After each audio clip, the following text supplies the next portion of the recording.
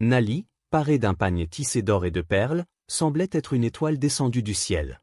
Ses cheveux, tressés avec soin, retombaient sur ses épaules comme des cascades noires. Ses yeux, profonds comme les rivières, observaient la foule. Beaucoup d'hommes baissèrent le regard, incapables de soutenir la splendeur de son visage. Mais elle, malgré son éclat, gardait un silence inquiet.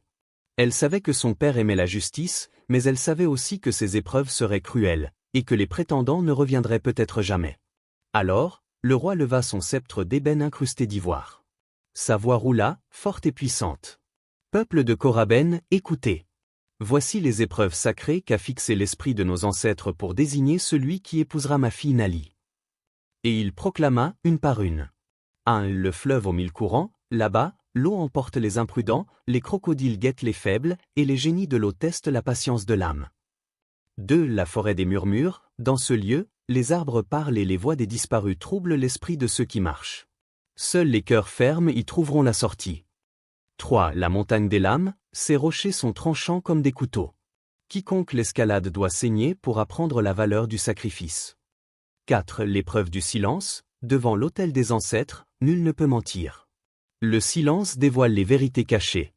Celui qui est impur sera rejeté. 5. Le combat contre Mfalm, enfin, au bout de ce chemin, se tient le lion Mfalm.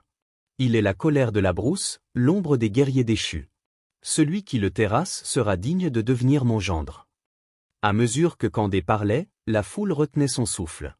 Certains jeunes hommes, enflammés d'orgueil, hochèrent la tête, persuadés qu'ils réussiraient. Mais quand les anciens, assis au pied des baobabs, se mirent à murmurer des prières, beaucoup sentirent la peur se glisser dans leurs entrailles. Car tous savaient que nul, jusqu'ici, n'avait osé défier Mfalm, le lion au croc d'ivoire. La princesse baissa légèrement les yeux. Dans son cœur, un souffle fragile se fit entendre. Et si aucun ne revenait, Sogo s'avança d'un pas ferme. Son arc à l'épaule, sa lance dans la main, il leva le menton et dit d'une voix claire. « Je suis Sogo, fils de Nema. Mon père est mort, mais ma mère m'a élevé avec courage. J'irai. J'affronterai les épreuves.